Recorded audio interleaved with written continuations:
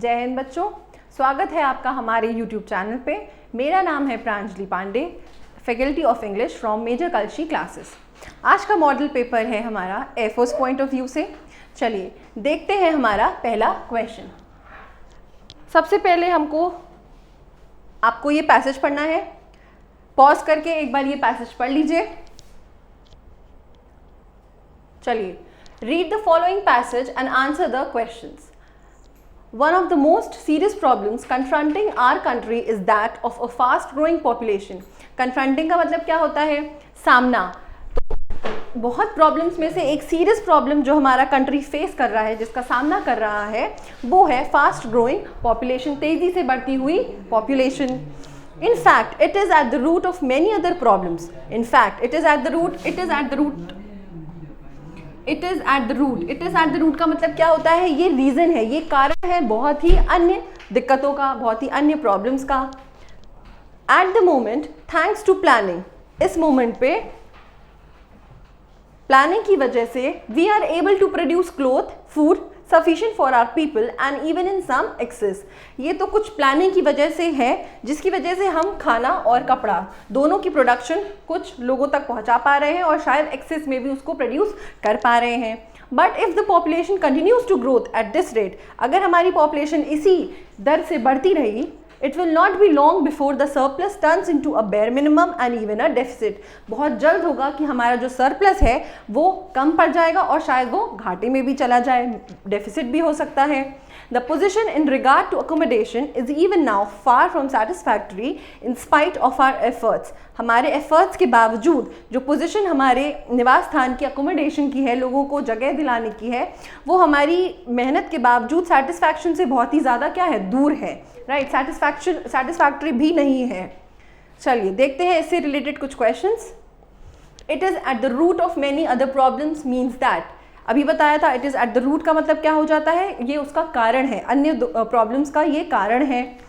Right, इसका option क्या क्या है? It is found along with many other problems, ये बाकी प्रॉब्लम्स के साथ साथ पाई जा सकती है। It is caused by many other problems, ये बाकी प्रॉब्लम्स का कॉज है। It gives rise to many other problems, ये बाकी प्रॉब्लम्स की जड़ बन चुकी है या उनको बढ़ावा देती है। It is buried under many other problems, तो आपका करेक्ट आंसर क्या हो जाएगा? It gives rise to many other problems. It is at the root of many other problems का मतलब क्या हो जाएगा? ये बाकी प्रॉब्लम्स को क्या देती है? बढ़ावा देती है या फिर राइज देती है। राइट, चलिए आगे बढ़ते हैं हमारे दूसरे क्वेश्चन पे। The present satisfactory position in regard to food and cloth is due to, जो आज सेटिस्फैक्ट्री पोजिशन है हमारे फूड, कपड़ा और खाने की, वो किस वजह से है? The fact that population has been controlled, population को कंट्रोल किया जा चुका है। आर गुड लक, हमारे लक की वजह से। गुड रेनफॉल, अच्छी बारिश की वजह से। या फिर आर इकोनॉमिक प्लानिंग। तो आंसर क्या हो जाएगा? सेकेंड का डी, हमारी इकोनॉमिक प्लानिंग की वजह से फूड और क्लोथ एक सेटिस्फैक्ट्री पोजिशन पे है। ठीक है, सो नेक्स्ट क्वेश्चन क्या है? If the population of India continues to increase at this rate, अगर हमारी देश की पॉपुलेशन इसी रेट पर बढ़ती रही, the situation in regard to food and cloth, so food and cloth के रिगार्ड में जो सिचुएशन है, ठीक है, वो क्या हो जाएगी? Likely to remain the same, स्थिर रहेगी। Is likely to become less satisfactory, satisfaction से बहुत कम हो जाएगी।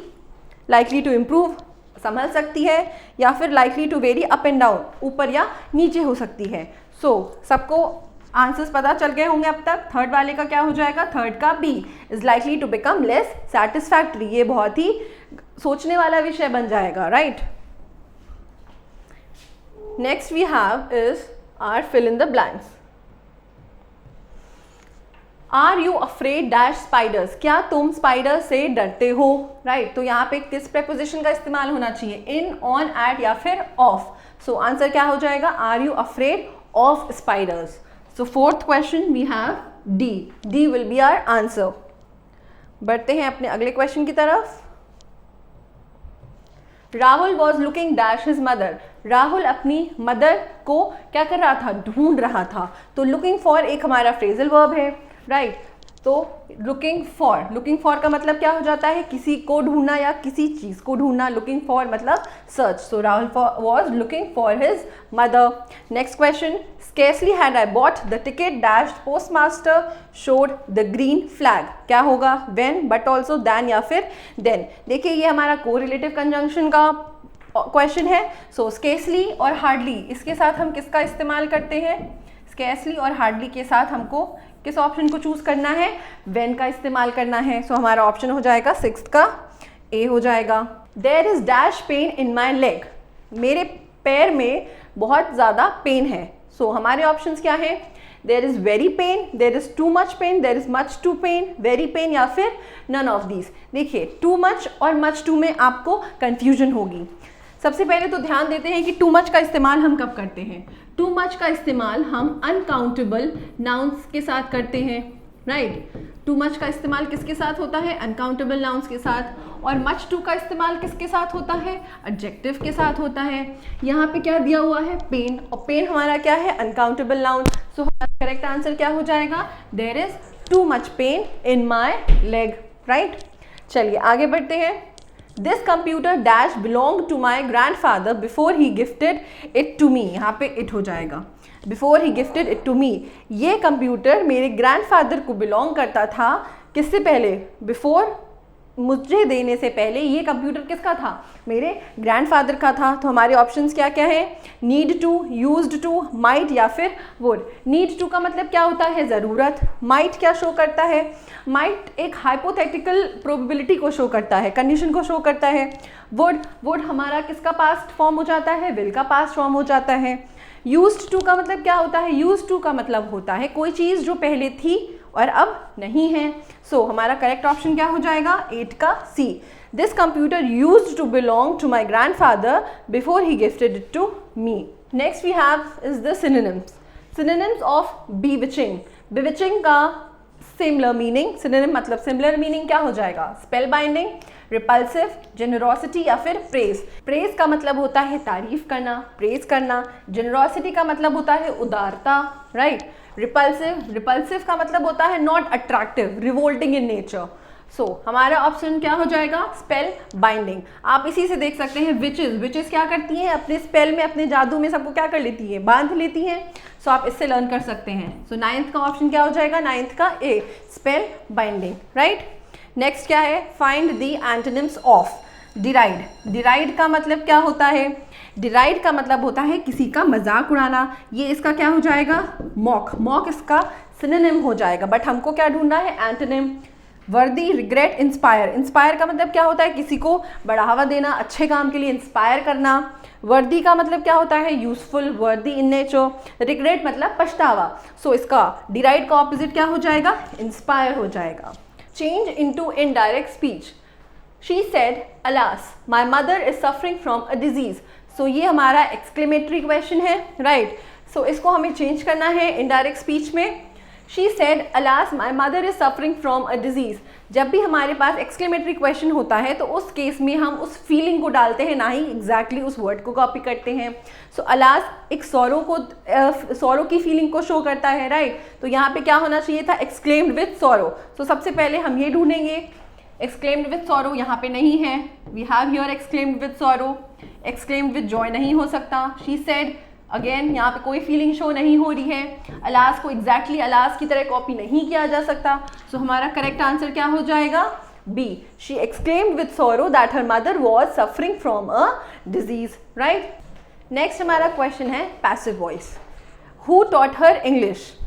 ये यहाँ पे टॉट वर्ब का सेकेंड फॉर्म है. अब ये किस में चेंज हो जाएगा, वॉज प्लस वर्ब का थर्ड फॉर्म, राइट. सो हमारे ऑप्शंस हैं, by whom was she taught English, English is taught her by whom, ये नहीं हो सकता, ये वॉज प्लस वर्ब का थर्ड फॉर्म नहीं है. She is taught English by whom, ये भी नहीं हो सकता, ये भी इज प्लस वर्ब का थर्ड फॉर्म है. By whom English was taught, ये भी गलत है, यहाँ पे वॉज टॉट नहीं आएगा एग्जैक्टली. यहाँ पे क्या है, बाय हुम वॉज शी. देखिए जब इंटेरोगेटिव सेंटेंस होते हैं उस केस में हम इन्वर्जन का इस्तेमाल कर रहे हैं. और यहाँ पे क्या है, इंग्लिश और उसके बाद वॉज और वर्ब का थर्ड फॉर्म, राइट. यहाँ पे हमको क्या चाहिए, हेल्पिंग वर्ब प्लस सब्जेक्ट। सो यहाँ पे इन्वर्जन केस यूज होना चाहिए था इंटेरोगेटिव केस में। तो हमारा आंसर क्या हो जाएगा, by whom was she taught English, right. चलिए अब आगे बढ़ते हैं। Choose the alternative which best expresses the meaning of idiom phrase given in the bold. Be in the swim, be in the swim का मतलब क्या होता है, देखिए तैरते रहना नहीं, तैरते रहना इन द सेंस कि, अरे यार, नेक्स्ट क्वेश्चन है choose the alternative which best expresses the meaning of the idiom phrase given in the bold. Be in the swim, be in the swim का मतलब क्या होता है, be in the swim का मतलब होता है कि अपने आप को अपडेटेड रखना, इन्फॉर्म्ड रखना अपनी हैपनिंग से, अपनी सराउंडिंग से, राइट। सो हमारे ऑप्शंस क्या क्या हैं, to keep oneself inform and up to date, to refuse to do what someone else wants, to pursue a line of thought, someone who is completely crazy. So like I said, be in the swim का मतलब क्या होता है, अपने आप को informed रखना, up to date रखना अपनी सराउंडिंग से, राइट। नेक्स्ट क्वेश्चन है one word for, one word for one who deserts his religion. सबसे पहले ध्यान देते हैं अपने ऑप्शंस पे। बाइलिंगुअल का मतलब क्या होता है, someone who can speak to languages frequently या फ्लुएंटली, जो दो लैंग्वेजेस को बहुत ही फ्लुएंटली बोल सकता हो, राइट। अपोस्टेट, अपोस्टेट का मतलब होता है जो अपने रिलीजन को बिल्कुल छोड़ चुका हो, त्याग चुका हो। बाय गॉड, बाय गॉड का मतलब होता है कट्टर, कट्टर इंसान, कट्टरवादी इंसान। बायलैटरल, यहाँ पे ए हो जाएगा।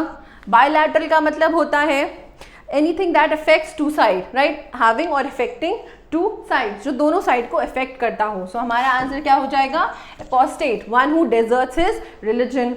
Moving over to our next question, sentence improvement. Rita's problem is totally different from he, right. यहाँ पे ही क्यों नहीं हो सकता, क्योंकि रीता की प्रॉब्लम की बात हुई है।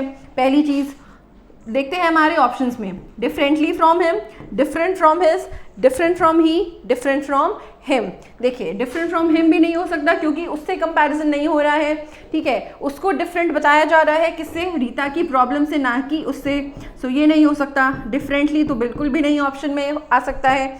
सो हमारा करेक्ट ऑप्शन क्या हो जाएगा, डिफरेंट फ्रॉम हिज, राइट। अब हम यहाँ पे हिज प्रॉब्लम्स क्यों नहीं लिख सकते, देखिए हम लोग हमेशा नाउन की रेपिटेशन को अवॉइड करते हैं, इसीलिए हम प्रोनाउन का इस्तेमाल करते हैं। हमारा करेक्ट आंसर क्या हो जाएगा, डिफरेंट फ्रॉम हिज। बढ़ते हैं अपने अगले क्वेश्चन की तरफ। Find out the correctly spelled word. अब हमको यहाँ पे स्पेलिंग्स चेक करनी है। अप्रोच की स्पेलिंग क्या हो जाती है, APPROACHED। सो आपको करेक्ट वर्ड कहाँ पे दिख रहा है, C। सो 16 का C will be your correct answer. Next word we have argument. Argument का मतलब क्या होता है, कॉन्टिन्यूसली किसी से बहस करना, राइट। सो करेक्ट स्पेलिंग क्या हो जाएगी, ARGUMENT, और वो स्पेलिंग है 17 के C में, राइट। बढ़ते हैं आगे अपने अगले क्वेश्चन की तरफ। Rearrangement. There was a boy named Rahul. So first और सिक्स्थ आपका स्टेबल रहेगा, आपको सिर्फ PQRS को अरेंज करना है। चलिए देखते हैं। एक लड़का था राहुल नाम का। So the mother asked him to find work, बिल्कुल नहीं, यहाँ पे कंजंक्शन है, सो हमको उससे रिलेट करना है। दे वर वेरी पुअर, किसकी बात, दे किसी की बात हो रही होगी, यहाँ पे तो सिर्फ राहुल की बात हुई है, इसलिए P क्यों नहीं आ सकता। But Pappu refuse to work, Pappu, sorry यहाँ पे पप्पू नहीं होगा, यहाँ पे राहुल होना चाहिए। But Rahul refuse to work. But again यहाँ पे कोई कॉन्ट्रडिक्टरी स्टेटमेंट की बात नहीं हो रही है पहले स्टेटमेंट में। He lived with his mother, there was a boy named Rahul and he lived with his mother. So पहला क्या हो जाएगा, आर हो जाएगा। दे वर वेरी पुअर, अब दे किसके लिए आ रहा है, मदर और राहुल के लिए आ रहा है। आर के बाद क्या हो जाएगा, क्यू हो जाएगा। उसके बाद दे वर वेरी पुअर, इसलिए उसकी मदर ने उसको बोला कि please find some work. So Q के बाद क्या होना चाहिए, क्यू के बाद P होना चाहिए। At last, so the mother asked him to find work but Rahul refuse to work. पर राहुल ने क्या करा, काम करने से इनकार कर दिया। So your correct answer will B B, RQPNS। और फिर last, at last she turn out him out of the house, और आखिरी में उसने उनको घर से बाहर कर दिया। सो राहुल की मम्मी ने आखिरी में राहुल को घर से बाहर कर दिया, right. So our answer will be 18th का B। Moving over we have finding errors. चलिए देखते हैं। टू राइट, टू स्पीक और to act seems very easy. So इसमें एरर क्या होगा, देखिए यहाँ पे सीम्स वर्ड बहुत बच्चों को गलत लग रहा होगा, बट ये सीम्स बिल्कुल सही है, क्योंकि जब हमारा नाउन सिंगुलर होता है उस केस में हम वर्ब का भी सिंगुलर इस्तेमाल करते हैं। यहाँ पे कॉमा से और से हमने अपने नाउन को क्या किया है, डिफरेंट किया है, तो यहाँ पे सिंगुलर सब्जेक्ट की ही बात हो रही है, इसलिए ये सीम्स बिल्कुल सही है और इस स्टेटमेंट में कोई भी एरर नहीं है, right. One should do his duty honestly and sincerely. जब भी हमारा स्टेटमेंट वन से स्टार्ट होता है तो उस केस में हमारा जो आगे प्रोनाउन होता है वो भी वन पे ही डिपेंड होना चाहिए। तो यहाँ पे हिज ना होके क्या हो जाएगा, one should do once duty honestly and sincerely. I hope आपको सारे आंसर्स क्लियर हो गए होंगे। Thank you and keep watching. अपने देश सेवा के सपने को पूरा करने के लिए हो जाइए तैयार, क्योंकि मेजर कलसी क्लासेस लौट आया है अपने ऑफलाइन क्लासरूम प्रोग्राम के साथ, जहां आपको मिलेगा एक्सपर्ट फैकल्टी की guidance, doubt counter facility, special current affair session, physical training और मंथली यूनिट टेस्ट के साथ साथ बेस्ट स्टडी मटेरियल। अपने वर्दी के सपने को कीजिए साकार मेजर कलसी क्लासेस के साथ। आज ही एडमिशन लें और पाएं 2000 का कैशबैक डायरेक्ट एडमिशन लेने पर। और अधिक जानकारी के लिए हमें कॉल करें 9696333333 पर और विजिट करें www.majorkalsiclasses.com पर। जय हिंद एवरीवन, आप सभी का मेजर कलसी क्लासेस के यूट्यूब चैनल पर बहुत बहुत स्वागत है।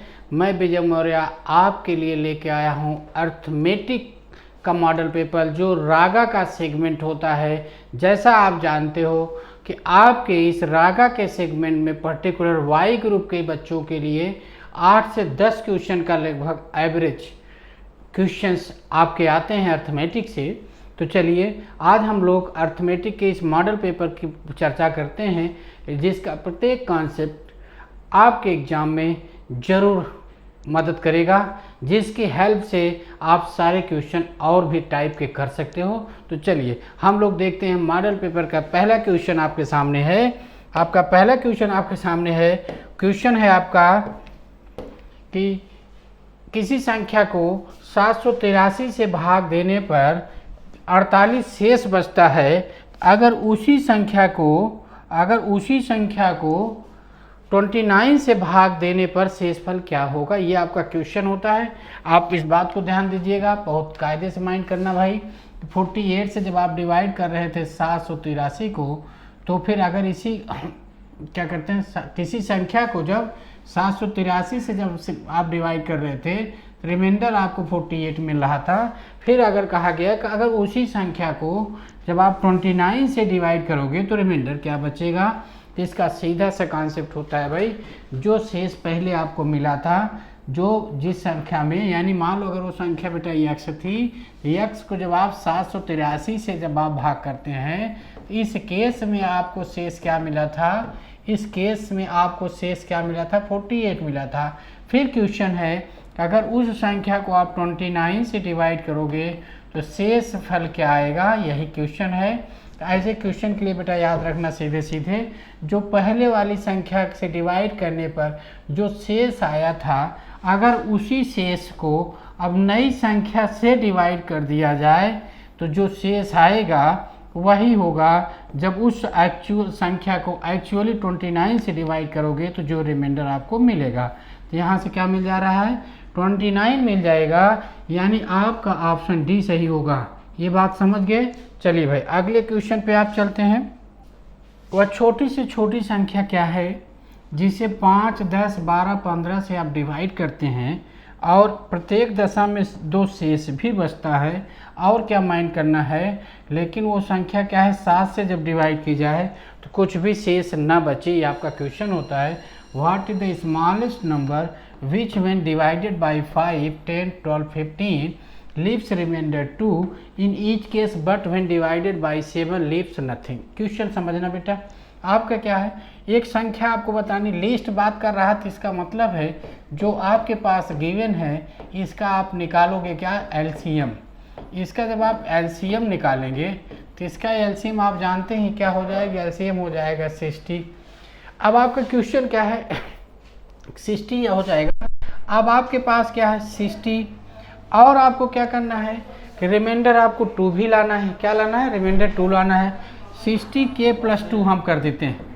60k + 2 जब हम कर देंगे, सपोज करेंगे ये आपको संख्या मिल जाए, और ये एक ऐसी संख्या मिले, ये संख्या जो 60k + 2 मिलेगी वो एक ऐसी संख्या होनी चाहिए जो 7 से कम्प्लीटली डिवाइड हो जाए, यानी पर यहाँ पर जो मान आए वो 7 से क्या डिवाइड हो जाए कम्प्लीटली, ये आपका क्वेश्चन होता है। ठीक है, अब आप इस केस में अगर आप देखते हैं तो सीधे से बात पहले मैं बात करूँ, ठीक है, यहाँ पर तो देखिए क्या करना है आपको। यहाँ पर k का मान 1 2 3 अगर आप रखें, k का मान अगर 1 आप रखेंगे तो आपको क्या मिल जाएगा 62 मिल जाएगा। ठीक है, अगर k का मान अगर आप 2 रखोगे तो यहाँ से क्या मिल जाएगा, k का मान जब यहाँ 2 रखेंगे आप क्या हो जाएगा 120 हो जाएगा बेटा, प्लस 2 122 हो जाएगा। फिर देखिए k का मान अगर आप 3 रख दोगे तो ये क्या हो जाएगा बेटा 182 आ जाएगी। ज़रा आप देखिए ऐसे आपको संख्याएं मिलती जाएंगी बेटा। अब ये देखो बेटा, ये इन सब से कट तो जाएगी ये संख्या, लेकिन 7 से नहीं कटेगी, ये संख्या भी 7 से नहीं कटेगी, लेकिन ये संख्या क्या होगी 7 से कट जा रही है, इसलिए इसका ऑप्शन क्या हो जाएगा बी हो जाएगा। क्या हो जाएगा, ऑप्शन बी करेक्ट हो गया। चलिए हम लोग अगले क्वेश्चन पे चलते हैं। आपका अगला क्वेश्चन है 300 ग्राम शुगर सोल्यूशन में, देख रहे हैं 300 ग्राम शुगर सोल्यूशन है आपके पास। ठीक, क्या है 300 ग्राम शुगर सोल्यूशन है, यही है। इस शुगर सोल्यूशन में जब आप देख रहे हैं तो 40% शुगर है, 40% शुगर है, तो इसका मतलब 60% क्या होगा इसका आपका वाटर होगा, कुछ भी होगा। ठीक है, अब आप इसकी बात करें, अगर इसकी बात करते हो तो 120 ये हो जाएगा, यानी 120 ग्राम आपकी शुगर हो गई। कितना हो गई 120 ग्राम शुगर हो गई। इसका मतलब क्या हुआ भाई 180 ग्राम आपका क्या हो गया, 180 ग्राम में आप क्या हो गया। इसके अलावा मिश्रण में कुछ और है, कुछ और में वाटर हो सकता है, सब कुछ भी है। ठीक है, अब आगे बात करते हैं। अब आपसे क्वेश्चन पूछा गया है कि मिश्रण में चीनी की मात्रा को 50% करने के लिए कितनी अतिरिक्त चीनी मिलानी चाहिए। अब आप जरा सोचिए 50% करने का मतलब समझ रहे हैं, ये भी 50% करना है और ये भी आपका 50% है, ये बात आप समझ रहे हैं 50% करना है। 50% करने के लिए इसका मतलब ये 50% 180 है और इतने की ही बराबर ये होना चाहिए। क्या होना चाहिए, ये भी इतना ही बराबर आना चाहिए। इसका मतलब क्या हुआ 50% जब 180 होता है तो इसमें अब आप 120 ग्राम पहले से था तो 180 ग्राम में माइनस 120 ग्राम कर दोगे, यानी कितना आ गया 60 ग्राम। कहने का मतलब क्या हुआ भैया 60 ग्राम में 60 ग्राम अगर 120 में जोड़ देंगे तो इसका मतलब क्या हुआ कि जो आपका मिक्सचर तैयार होगा उस मिक्सचर में दोनों कौन कौन शुगर और मिक्सचर दोनों का अनुपात बराबर हो जाएगा। इस आधार पर आपका ऑप्शन सी करेक्ट होता है। ठीक, किसकी 4 की। तो देखो ये मेंसुरेशन से रिलेटेड क्वेश्चन है बेटा, जहाँ पर क्या कह रहा है कि ये फिगर दिया गया है, फिगर में वर्ग के विकर्ण और वृत्त के व्यास में अंतर आपको बताना है बेटा। क्या बताना है, वर्ग के विकर्ण और वर्ग के व्यास में अंतर बताना है। तो जरा यहाँ से बात करते बेटा, अगर हम लोग इसको ऐसे मिला देते, ये मिला देते, ये रेडियस आपकी 10 थी तो ये आपका क्या हो जाएगा डायामीटर, जिसको आप कहते हैं व्यास, और व्यास हो जाएगा कितना बेटा, ये हो जाएगा 20 सेंटीमीटर। कितना हो जाएगा 20 सेंटीमीटर। और अब आप देखिए क्या है, अगर ये 20 सेंटीमीटर क्या हो गया, इसका मतलब ये वर्ग की लंबाई क्या है 20 सेंटीमीटर हो गई। वर्ग की लंबाई 20 सेंटीमीटर हो गई। तो आप जानते हैं कि अगर वर्ग है तो वर्ग का जो विकर्ण होता है क्या होता है, वर्ग का जो विकर्ण होता है वो कितना होता है, वर्ग का विकर्ण होता है ये √2 होता है, और ये √2 का मतलब 20√2 हो गया। ये आपका क्या हो गया सेंटीमीटर। अब आपसे इन दोनों का डिफरेंस आपसे पूछा गया है, व्यास और वृत्त के व्यास में वर्ग के विकर्ण और व्यास में अंतर बताना है। तो वर्ग का विकर्ण आप जानते हैं कितना हो गया, ये हो गया 20√2, और व्यास की बात करते हैं तो 20 हो गया भाई। यहाँ से 20 आप कॉमन कर लेते हो, इसकी वैल्यू 1.414 रखा, माइनस क्या हुआ 1 हो गया, यानी क्या मिल गया आपको 20 × 0.414 मिल जाएगा। ठीक है, तो इक्वल क्या हो जाएगी 0 हो गया। फिर क्या मिला 8 2 8, ये आपका क्या हो जाएगा बेटा, ये आपका डेसिमल हो गया। इसको नियर अबाउट अगर आप करेंगे 8.3 सेंटीमीटर आ जाएगा, यानी ऑप्शन सी इज राइट हो जाएगा। ठीक है, चलिए अगले क्वेश्चन पे आइए। The average age of 30 student is 18 years. जरा आप सोचिएगा 30 स्टूडेंट थे, इन सभी का एवरेज जो एज थी, एवरेज एज थी बेटा है 18 ईयर्स। ठीक है, अब आप क्या क्वेश्चन है, if the age of teacher is included, इसका मतलब एक टीचर इसमें इंक्लूड हो गया और तो टोटल संख्या कितनी हो गई, ये 31 हो गई। कितने परसेंट हो गए, 31 हो गए। The new average becomes 19 year, नया एवरेज जो आपको मिला, क्या मिला, नया एवरेज जो होगा कितना हो गया, 19 ईयर्स हो गया। तो आपसे क्वेश्चन है what is the teacher's age, यानी शिक्षक की उम्र क्या है, ये आपका क्वेश्चन है। अब आप समझ सकते हैं, जरा देखिए कि सभी का एवरेज कितना बढ़ रहा है, 1 साल बढ़ रहा है, एक साल सभी का बढ़ रहा है, और टोटल कितने लोग हैं, 31 है। तो 31 में जैसे ही आप 19 ऐड करोगे, क्या करोगे, 31 में आप क्या करेंगे, 19 जैसे ही आप ऐड करेंगे तो क्या हो जाएगा, ये 9 1 10 हो गया, 3 1 4 1 5, यानी 50 ईयर्स हो गया। और इसका मतलब है को टीचर क्या है, 50 ईयर्स हो जाएगी, टीचर की एज क्या हो जाएगी, 50 ईयर्स। एक तरीका ये हो गया। दूसरा अगर आप चाहें तो एक 31 इंटू 19 माइनस 30 इंटू 18 भी कर लेना, तो भी आपको टीचर्स की एज पता चल जाएगी, दैट इज 50 ईयर्स। ठीक है, चलिए एक आयताकार हाल है, ये है आपकी मेंसुरेशन से रिलेटेड क्वेश्चन भैया। ये आयताकार हाल है कि चौड़ाई जो है, चौड़ाई उसकी लंबाई की 3/4, यानी इसको अगर यक्स कह दिया आपने, ये 3/4 यक्स आ गया। ठीक है, और फर्श का क्षेत्रफल आपके पास गिवन है, ये क्या, ये आपका फर्श का क्षेत्रफल है। इसका मतलब है कि x into 3/4 x equal to आपको मिल जाएगा 768 मीटर स्क्वायर आ गया यहाँ। ठीक है, तो यहाँ से x स्क्वायर की जब आप वैल्यू निकालेंगे तो इट बिकम 768 इंटू 4 अपान क्या हो जाएगा बेटा, ये 3 हो जाएगा। ये क्या हो जाएगा, 3 2 जा 6 हो गया आपका, 3 2 जा 6 हो गया, 1 आ गया, 3 5 जा 18 हो गया, और क्या 3 6 जा क्या हो गया, 18 हो गया। ठीक है, 3 5 जा 15 प्लस 3 6 जा 18, यानी आपको क्या मिला, जरा देखिए, एक्स स्क्वायर मिल गया, ये क्या मिल गया, 256 गुणे 4 हो गया बेटा। यानी अगर बात यक्स की करते हैं तो इक्वल टू हो गया स्क्वायर रूट ऑफ 256 इंटू क्या आ गया, 4 आ गया। इसका स्क्वायर आपको 2 मिलेगा, इसका स्क्वायर 14 मिलेगा, क्या मिलेगा, 14 मिलेगा। और आप इसका क्या कर लेंगे, आंसर आप निकाल देंगे तो कितना हो जाएगा, 24 आ जाएगा। ठीक है, चलिए ये बात आप समझ गए, आगे चलते हैं। एक मिनट बेटा, देखो 256 आपके पास है ना, 256 का आप सब सिंपली अगर निकालना चाहें तो ऐसे भी आप निकालने सीख लीजिए। नहीं याद है क्या करना चाहिए, तो ये 2 हुआ, माइनस हुए 5 6 हुआ। ठीक है, यहाँ से आप 4 अगर करेंगे, देखिए क्या मिलेगा, 4 चौक 16 आपको मिलेगा, 1 हो गया, 4 दूनी 8 1 9 हो गया, ये कितना हो गया, आप 6 ले जाइए, ये 6 6 36 हो गया, 3 6 दूनी 12 3 15 हो गया, यानी क्या आ गया, 16 आ गया। सारी बेटा इसका क्या होता है, ये 16 हो जाएगा। तो यानी 16 आपका ये हो गया, 2 यहाँ से हो गया, कितना आ गया, 32 आ गया, यानी ऑप्शन डी हो जाएगा। यानी 256 किसका हुआ, 16 का स्क्वायर होता है। ठीक है, इसका मतलब ऑप्शन डी इज राइट हो गया। ठीक, आइए आप हम लोग आगे चलते हैं। क्वेश्चन नंबर आपका नेक्स्ट, अगला क्वेश्चन आप देखिए, एक फैक्टर से रिलेटेड क्वेश्चन है। जरा इस क्वेश्चन को अगर आप देखें तो क्या है, x-2 is factor of this, इसका x-2 एक फैक्टर है। अब आप देखिएगा px अगर आपके पास दिया है, क्या दिया है, x square plus 3qx minus 2q आपके पास है, ये आपका एक एक्सप्रेशन है, यानी एक अलजेब्रिक क्वांटिटी है बेटा।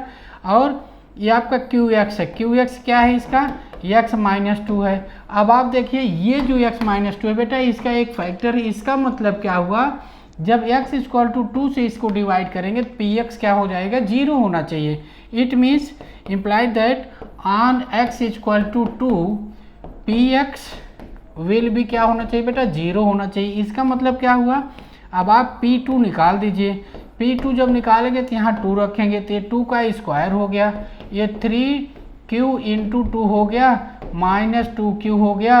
अब क्या होना चाहिए, 0 होना चाहिए बेटा। यहाँ से क्या मिला आपको, 4 मिल गया, यहाँ से क्या मिला आपका 6q मिल गया, माइनस 2q इक्वल टू क्या मिला आपको, 0। तो यहाँ से क्या मिल जाएगा आपका 4, और ये क्या, एक q है आपका, क्या हो गया, 4 प्लस 4q इक्वल टू 0 हो गया। तो q इक्वल टू क्या मिल जाएगा आपको, -1 मिल जाएगा। It means option D is right, option D is right, ठीक है। क्वेश्चन नंबर 8 की अगर आप बात करते हैं, देखिए क्वेश्चन नंबर 8 क्या है आपके सामने। आपके सामने क्वेश्चन नंबर 8 में लिखा है रमेश ने 2 वर्ष के लिए क्या किया भाई, रमेश ने 2 वर्ष के लिए 300 रुपये, भाई देखो 2 वर्ष के लिए क्या किया है, 600 रुपये दिया है, 600, 2 वर्ष के लिए 600 रुपये दिया है, और 150 रुपये 4 वर्ष के लिए, यानी 150 रुपये दिया है, क्या दिया है, 4 वर्ष के लिए। ये बात आप समझ गए। अब आप क्या करना है, यह तो उसे कुल 90 रुपये ब्याज मिलता है। कितना ब्याज मिलता है, तो ब्याज की दर आपको बतानी है। तो सीधा सी बात है भाई, ये 600 रुपये अगर आपका है, क्या है, ये 600 रुपये हो गया, और इस 600 रुपये पर 2 साल के लिए R% से जो रेट से जो ब्याज मिलेगा, और 150 रुपये पर 4 वर्ष में इसी R की रेट से जो ब्याज मिलेगा, यही आपका टोटल 90 रुपये आना चाहिए। कितना आना चाहिए, 90 रुपये आना चाहिए बेटा। अब आप इसको सॉल्व कर सकते हैं, डबल जीरो से कैंसिल हो गया, यहाँ से सिंगल कैंसिल हो गया बेटा, ठीक है। ये 5 3 जा हो गया, ये 5 2 जा हो गया, ये 2 2 जा हो गया बेटा। तो यहाँ से आपको 12 R मिलता है, यहाँ से आपको 6 R मिलता है, इक्वल टू 90 हो जाता है। 18 R इक्वल टू 90 हो गया, R इक्वल टू आपको 5% मिल जाएगा, यानी ऑप्शन बी इज करेक्ट होता। एक तरीका हो गया, और अनदर मेथड से भी हम इस क्वेश्चन को बहुत आसानी से कर सकते हैं। चलिए, कि x की वैल्यू है 0.5, y की वैल्यू है 0.2, तो आपसे इसका मान पूछा है, सीधे सीधे आप रख लीजिए। देखिए ये है 0.6 है, इंटू है 3, और y की वैल्यू आपके पास है 0.2, क्या है 0.2, ये हो गया, और पावर है x की जगह आप रखेंगे 0.5, और इस अंडर रूट को भी आप देखिए क्या कर सकते हैं, इस अंडर रूट को भी आप 0.6 की पावर क्या लिख सकते हैं, 1/2, और इस 1.1 में अंडर रूट 1/2 को आप ये लिखते हैं ना बेटा, अंडर रूट है तो इसको हम, अगर ये है तो इसको लिखते हैं a की पावर 1/2, इसको हम लिख सकते हैं a की पावर 0.5, सीधे सीधे 0.5 हो गया। ये भी 0.6 की पावर 0.5 हो गया बेटा। दोनों का अगर आपने ऐड किया 0.6 पावर 1 होगा, यानी 0.6 हो जाएगा, ऑप्शन सी करेक्ट हो जाएगा। चलिए हम लोग अपने अगले क्वेश्चन पे चलते हैं। क्वेश्चन नंबर 10 में देखिए 6 वोमेन हैं और 6 मेन एंड 3 वोमेन, 6 मेन और 3 वोमेन ये क्या है, सेम वर्क करती हैं। क्या करती हैं, 9 है, 6 मेन और 9 वोमेन है, ठीक है। ये क्या करते हैं, किसी काम को एक दिन में कर लेते हैं। यहाँ से अगर बात मैं करता हूँ बेटा, अगर हम एक मैन के बराबर बात करता हूँ तो 9/6 वोमेन हो जाएंगी, यानी 3 3 जा 3 2 जा, यूँ आप कह सकते हो 3/2 वोमेन हो जाएंगी।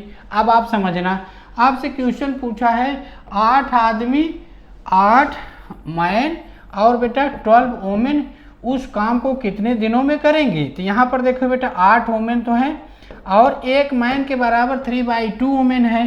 तो यहाँ अगर 3/2 वोमेन से आप मल्टीप्लाई कर दें तो टोटल वोमेन में हो जाएगा।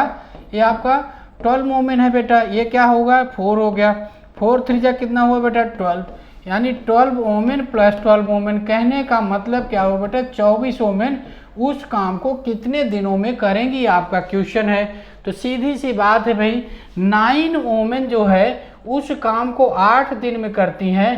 तो एक वोमेन करेगी बेटा 9 × 8 डे में, और 24 वोमेन करेगी। इसका मतलब क्या हुआ कि कम दिनों में करेंगी। तो 8 3 जा हो गया बेटा, 3 3 जा 9 हो गया, यानी 3 दिन आएगा। ये ऑप्शन सी आपका सही होता है।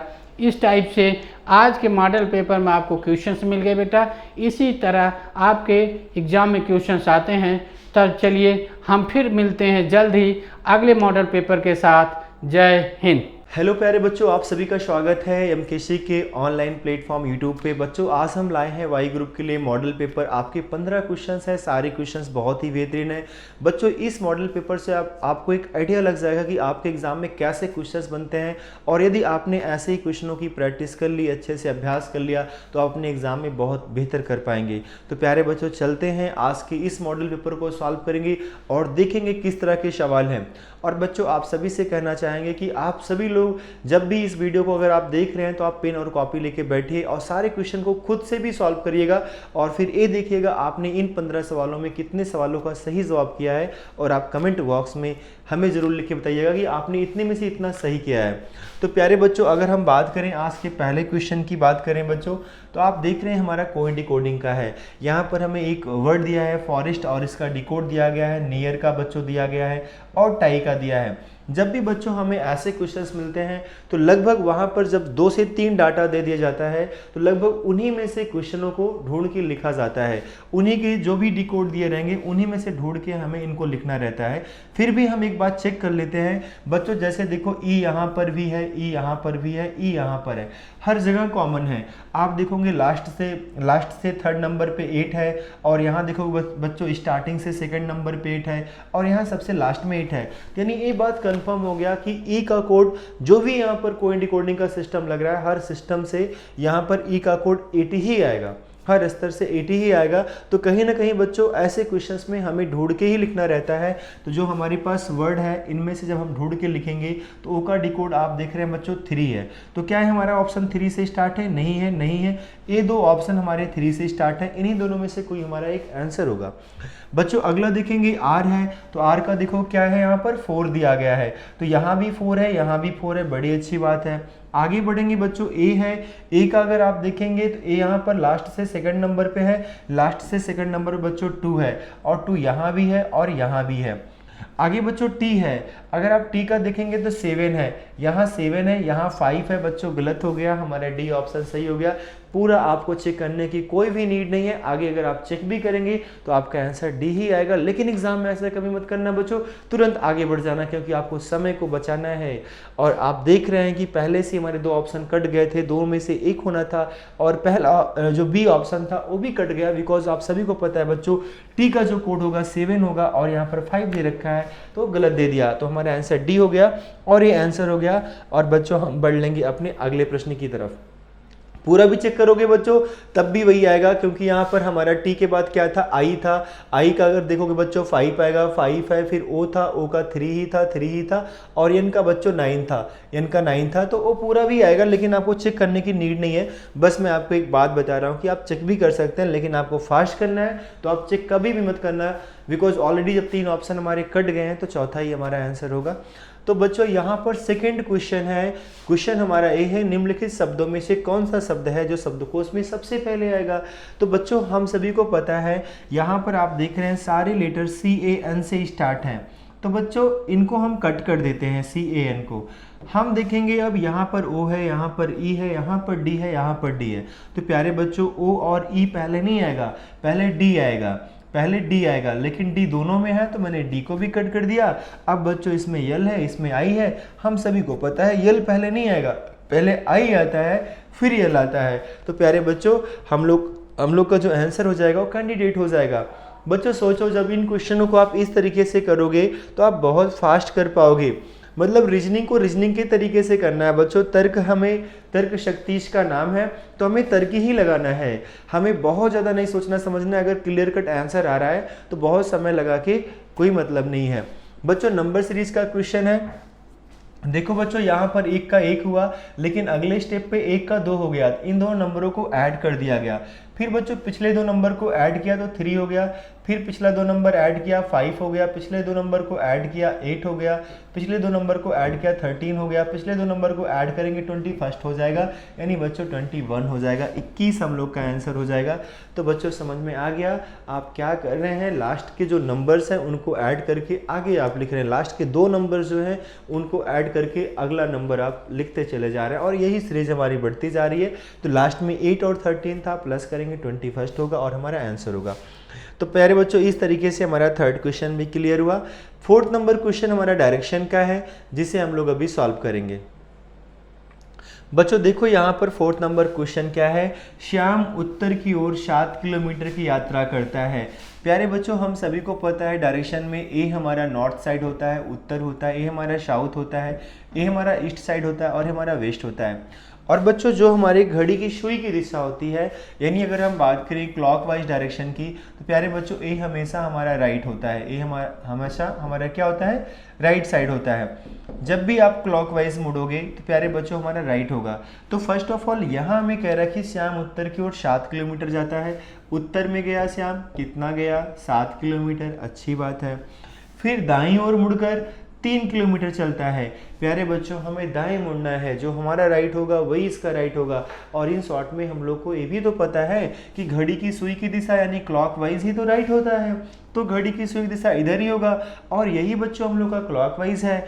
और हम दाएं मुड़ के कितना चलते हैं, 3 किलोमीटर चलते हैं। ठीक है, हम यहाँ पहुँच गए, 3 किलोमीटर चल लिए। वह फिर दाईं ओर मुड़कर 7 किलोमीटर आगे जाता है।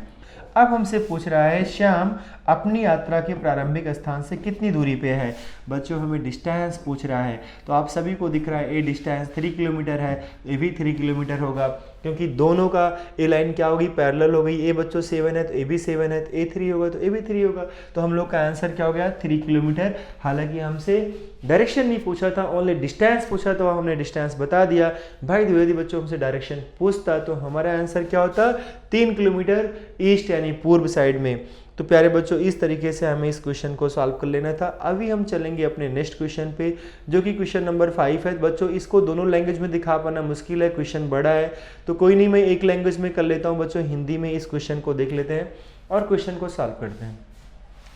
बच्चों यहाँ है मित्र, 6 मित्र है। बच्चों यहाँ पर मिसप्रिंट हुआ है, यहाँ पर 6 मित्र हैं। ठीक है, 6 मित्र एक वृत्ताकार घेरे में केंद्र की ओर मुंह करके ताश खेल रहे हैं। जब भी बच्चों ऐसा क्वेश्चन आए, 6 मित्र हैं, सेंटर की ओर मुंह करके बैठे हैं, तो बच्चों हमें ऐसा बना लेना चाहिए।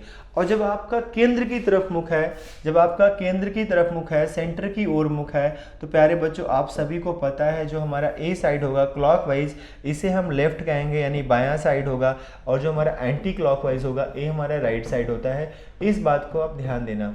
आगे बढ़ते हैं बच्चों। सुभाष प्रमोद के दाईं ओर है। कहीं भी बैठा दो सुभाष को, हमने सुभाष को बैठा दिया, लेकिन सुभाष जहां भी बैठेगा बच्चों प्रमोद के दाईं ओर बैठेगा, यानी प्रमोद को हमें यहाँ बैठाना पड़ेगा, क्योंकि सुभाष क्या हो गया, प्रमोद के दाईं ओर हो गया। जैसा हमें कहा जा रहा है सुभाष क्या है, प्रमोद के दाईं ओर है। फिर बच्चों कह रहा है उमेश और सुरेश के बीच में एक व्यक्ति है। क्या बच्चों यहाँ आपने उमेश और सुरेश को भी बैठाया है, नहीं बैठाया है। इस लाइन को होल्ड रखेंगे तो आगे के लिए हमारा सवाल आसान हो जाएगा। इसको होल्ड रखते हैं। सुभाष और उमेश के बीच प्रवीण है। बच्चों सुभाष तो बैठा ही है, सुभाष और उमेश के बीच प्रवीण है, तो प्यारे बच्चों उमेश को इधर ही बैठाना पड़ेगा, क्योंकि तभी तो इनके बीच में हम प्रवीण को बैठा पाएंगे, और कोई प्लेस ही नहीं बचता है। तो सुभाष और उमेश के बीच में प्रवीण है। अब बच्चों जस्ट इसके ऊपर की लाइन पढ़ लेना, क्या लिखा था, उमेश और सुरेश के बीच में एक व्यक्ति है, तो उमेश तो यहाँ बैठा ही है। उमेश और सुरेश के बीच में, तो प्यारे बच्चों सुरेश को यहाँ बैठा दो। अब क्या हो गया, उमेश और सुरेश के बीच में एक व्यक्ति है। आगे देखते हैं। बच्चों कह रहा है कि प्रवीण आलोक के बाईं ओर दूसरे स्थान पे है। बच्चों प्रवीण आलोक के बाईं ओर दूसरे स्थान पे, आलोक का बाईं ओर, प्रवीण जो है आलोक के बाईं ओर, प्रवीण तो यहाँ ऑलरेडी बैठा है, ये आलोक के बाईं ओर दूसरे स्थान पे है। बच्चों एक ही तो स्थान बच रहा है, आलोक को यहाँ बैठा दो और प्रवीण इसके बाईं हो जाएंगे, पहला और दूसरा। देखो बच्चों लेफ्ट साइड होता है, तो पहला और दूसरा, प्रवीण क्या हो गए, आलोक के बाईं ओर दूसरा हो गए। यदि आलोक और सुभाष अपना स्थान बदल लें, ठीक है भाई, सुभाष के स्थान पे बच्चों आलोक आ गए और आलोक के स्थान पे सुभाष आ गए, ऐसा हमें क्वेश्चन में कहा जा रहा है। तो प्रवीण के दाईं ओर दूसरा कौन होगा, प्यारे बच्चों प्रवीण का दायां कौन होगा, पहला उमेश होगा, दूसरा सुभाष होगा, तो प्रवीण के दाईं ओर दूसरा सुभाष होगा, क्योंकि एंटी क्लॉकवाइज हमारा राइट होता है। तो प्रवीण के दाईं ओर दूसरे स्थान में बच्चों सुभाष होगा, पहला उमेश दूसरा सुभाष, तो हम लोग का आंसर क्या हो गया, सुभाष हो गया। बड़े आसान तरीके से क्वेश्चंस को कर सकते हैं बच्चों, ऐसे ही सारे क्वेश्चंस आसानी से सॉल्व हो जाते हैं। चलेंगे बच्चों 6 नंबर सवाल पे, 6 नंबर क्वेश्चन पे। यहाँ कुछ हमें वर्ड्स दिए गए हैं, इनको अरेंज करना है और फिर बताना है हमारा सही आंसर क्या होगा। बच्चों इस क्वेश्चन में देखेंगे जो शब्द दिया है दुर्घटना, न्यायाधीश, डॉक्टर, वकील, पुलिस, तो बच्चों सबसे पहले एक्सीडेंट होता है, दुर्घटना होती है, फिर हम लोग कहाँ पहुँच जाते हैं, डॉक्टर के पास पहुँचते हैं, फिर पुलिस आता है, इंक्वायरी करता है, और फिर बच्चों हम लोग वकील करते हैं, और फिर हम न्यायाधीश के सामने पेश होते हैं। तो बच्चों सबसे पहले क्या आया, हमारा सबसे पहले दुर्घटना आया। दुर्घटना कहाँ है, सब में है। फिर बच्चों हमारा थर्ड नंबर आएगा। फर्स्ट के बाद थर्ड नंबर किस ऑप्शन में है, फर्स्ट और सेकंड ऑप्शन में है। फिर बच्चों फिफ्थ नंबर आएगा। फिफ्थ किस में है, बस बच्चों बी ऑप्शन में है, आगे चेक करने की जरूरत नहीं है। बच्चों दुर्घटना हुई, डॉक्टर आया, डॉक्टर के पास गए, डॉक्टर के बाद पुलिस आई, फिर वकील हमने किया, और फिर हम न्यायाधीश के पास हाजिर हो गए। तो बच्चों बी ऑप्शन हो गया। जब ऐसा करेंगे बच्चों तो हमें सारे चेक नहीं करने पड़ेंगे। जब हमारा एक कट गया तो हमें तुरंत आगे बढ़ जाना चाहिए, चेक करने की कोई ज़रूरत नहीं होती है। और अगला क्वेश्चन देखते हैं बच्चों, जो कि क्वेश्चन हम लोग का ऑर्डर एंड सीक्वेंस से है। लड़कों की एक पंक्ति में श्रीनाथ बाईं ओर से 7वां है। बच्चों श्रीनाथ का जो प्लेस है लेफ्ट साइड से, हम सभी को पता है ये हमारा लेफ्ट साइड है, और ये बच्चों हम लोग का राइट साइड है। ये हम सभी को पता है, यानी क्यों पता है, क्योंकि जो अपना राइट होता है वही इसका राइट होता है, जो अपना लेफ्ट होता है वही इसका लेफ्ट होता है। लड़कों की एक पंक्ति में श्रीनाथ बाईं ओर से 7वां है। बच्चों यहाँ श्रीनाथ भैया बैठे हैं, और इनका स्थान जो है वो कौन सा है, 7वां है। श्रीनाथ का स्थान बाएं से क्या है, 7वां है। वेंकट जो है बच्चों दाएं से 12वें स्थान पे है। यहाँ वेंकट है, और इनका स्थान दाएं से क्या है बच्चों, 12वां है। अच्छी बात है, बैठा दिया। यदि वे अपना स्थान बदल लें तो श्रीनाथ बाएं से 22वें स्थान पर हो जाएंगे। बच्चों ये अपना स्थान बदल लेंगे, यानी श्रीनाथ यहाँ आ जाएंगे और वेंकट यहाँ आ जाएंगे। तो अब जो श्रीनाथ का स्थान है वो बाएं से 22 नंबर पे है। यानी बच्चों ध्यान देना, श्रीनाथ अब किस नंबर पे हो गए, 22 नंबर पे। हमसे पूछ रहा है पंक्ति में कितने लोग हैं। प्यारे बच्चों ये बताओ, अभी तक हमने कुछ किया क्या क्वेश्चन में, अभी तक हमने कुछ भी नहीं किया, सिर्फ सवाल को पढ़ा और वैसे लिखा जैसे हमें यहाँ पर कहा जा रहा है। जैसे कि हमें क्वेश्चन में कहा गया श्रीनाथ बाईं ओर से 7वें स्थान पे है, जबकि वेंकट दाईं ओर से 12वें स्थान पे। ये अपना स्थान बदल लेते हैं तो वेंकट का, श्रीनाथ का स्थान 22वां हो जाता है। अब बच्चों आप बताओ, वेंकट का स्थान यदि राइट से 12वां है तो वेंकट के पीछे कितने लोग बैठे होंगे, 11 लोग बैठे होंगे। जो वेंकट के पीछे हैं वही श्रीनाथ के आगे हैं, जो वेंकट के पीछे हैं वही श्रीनाथ के आगे हैं। तो बच्चों 22 और 11 कितना हो जाएगा, 33, यानी कुल संख्या कितनी हो गई, 33 हो गई। और यही हमारा आंसर हो गया, पंक्ति में 33 लोग हैं। चलते हैं बच्चों 8वें नंबर क्वेश्चन पे, हमारा वेन डायग्राम से है। इस क्वेश्चन में देखो बच्चों, यहाँ पर हमें जो वर्ड्स दिए गए हैं, यहाँ पर हमें वर्ड दिया गया बच्चों प्रोफेसर है, पोस्ट ग्रेजुएट है, एम्प्लॉयड है। बच्चों प्रोफेसर है, पोस्ट ग्रेजुएट है, नौकरी पेशा वाले हैं। अब आप समझो ना बच्चों, यहाँ पर अगर आप मान लो प्रोफेसर और पोस्ट ग्रेजुएट और सबको नौकरी पेशा कर दो, ऐसा तो पॉसिबल नहीं है। बच्चों अगर हम इसकी बात करें कि कुछ पोस्ट ग्रेजुएट जो है नौकरी पेशा वाले हैं, कुछ भी मान लो आप, अगर आप नौकरी पेशा मानते हैं, एक को पोस्ट ग्रेजुएट मानते हैं, एक को प्रोफेसर मानते हैं, तो ऐसा कभी नहीं सकता कि बच्चों प्रोफेसर पोस्ट ग्रेजुएट ना हो। भाई प्रोफेसर बनना है तो पोस्ट ग्रेजुएट तो करना ही पड़ेगा। तो बच्चों इसलिए इनमें भी रिलेशन बनेगा, इसलिए ये सारे ऑप्शन हमारे कट हो जाएंगे। लेकिन जब आप इसमें आओगे बच्चों, तो अंदर वाले को आप क्या मान लेंगे, अंदर वाले को आप प्रोफेसर मान लेंगे, और बच्चों आप बाहर वाले को मान लेंगे, नहीं अंदर वाले को प्रोफेसर मान लेंगे, हाँ बाहर वाले को हम लोग पोस्ट ग्रेजुएट मान लेंगे। क्योंकि बच्चों जितने भी प्रोफेसर बनते हैं वो सभी लोग क्या किए होते हैं, पोस्ट ग्रेजुएट किए होते हैं। तो सभी प्रोफेसर्स क्या हैं, पोस्ट ग्रेजुएट हैं, और उनमें से कुछ लोग क्या हैं बच्चों, एम्प्लॉयड है, यानी नौकरी पेशा वाले हैं। ठीक है, उनमें से क्या है कुछ लोग, सबके सब नौकरी वाले हो जाएं ऐसा जरूरी नहीं है, लेकिन उनमें से कुछ जो है, कुछ प्रोफेसर या कुछ पोस्ट ग्रेजुएट क्या है बच्चों, एम्प्लॉयड है, उनके पास नौकरी है। तो जो प्रोफेसर होते हैं उनके पास पोस्ट ग्रेजुएट की डिग्री होती है। तो प्यारे बच्चों जितने भी प्रोफेसर हैं वो सभी के सभी पोस्ट ग्रेजुएट हैं, पीजी हैं। और बच्चों और सभी पोस्ट ग्रेजुएट तो पीजी प्रोफेसर हो नहीं सकते थे, इसीलिए बच्चों हमें प्रोफेसर को अंदर बनाना पड़ेगा, पीजी को बाहर बनाना पड़ेगा, और एम्प्लॉयड को उस साइड में। तो जितने भी हमारे प्रोफेसर हैं सब पोस्ट ग्रेजुएट हैं, और उनमें से कुछ एम्प्लॉयड हैं। तो प्यारे बच्चों इस तरीके से क्वेश्चन हमारा सॉल्व हो जाता है। बच्चों 9 नंबर क्वेश्चन की बात करेंगे, नॉन वर्बल का क्वेश्चन है। ऐसे क्वेश्चन जब आते हैं तो बच्चे बहुत घबरा जाते हैं क्योंकि बहुत सारे डिजिट्स यहाँ लिखे हैं, लेकिन बच्चों किसी भी एक डिजिट को आप पकड़ोगे ना और उसी पे फोकस करोगे, बस आप ये देखो कि ये 1 कहाँ गया, तो पता चला अगले फिगर में इस प्लेस पे आया। तो हमने कहा ठीक है, ये जिसके प्लेस पे आया वहाँ पर क्या था, वहाँ पर 5 था और वो बच्चे किसके स्थान पे चला गया, 1 के स्थान पे।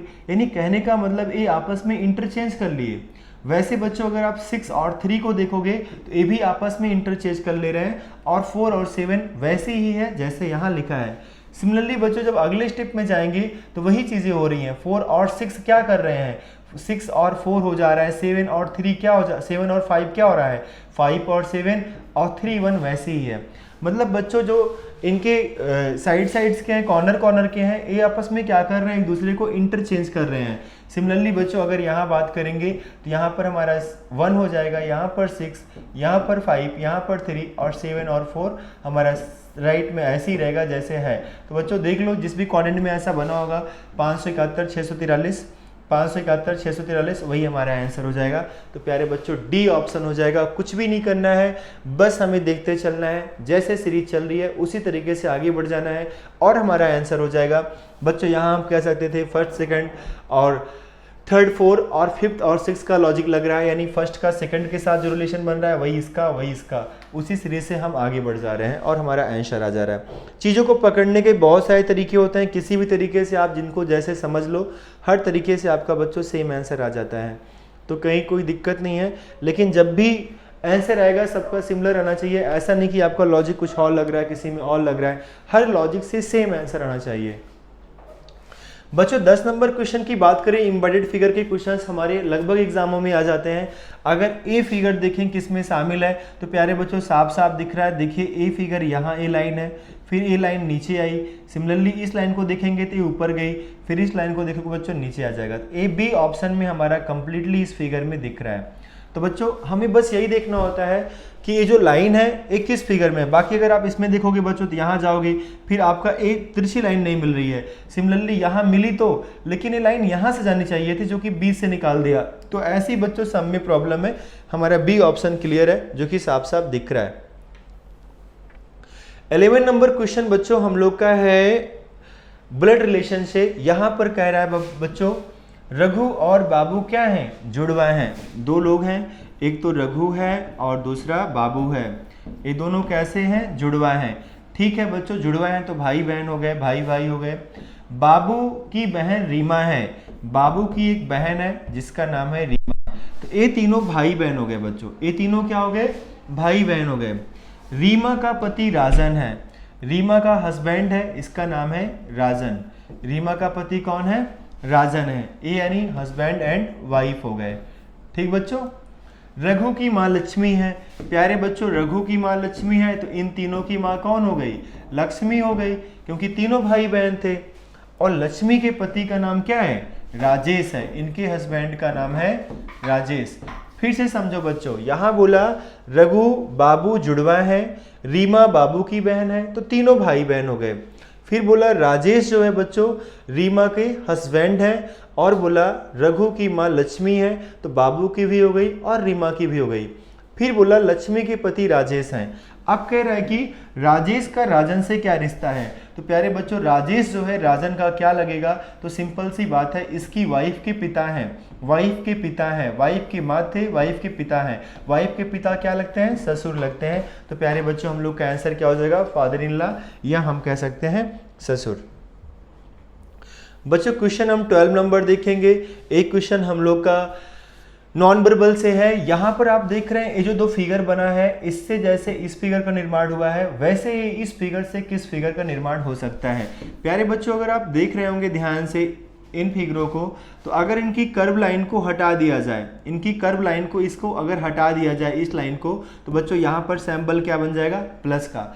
सिमिलरली अगर इस फिगर की बात करें बच्चों, ये जो फिगर हमारा बना है ऐसे है, और फिर जो ए फिगर है हमारा ऐसे है, कहीं ना कहीं ऐसे है बच्चों, और ये बीच का फिगर है। अगर ये कर्व लाइनों को हटा दिया जाए बच्चों तो हमारा ये सैम्बल किसका बन जाएगा, मल्टीप्लाई का, यानी बी का हमारा सैम्बल बन जाएगा और हमारा आंसर क्या हो जाएगा, बी ऑप्शन हो जाएगा।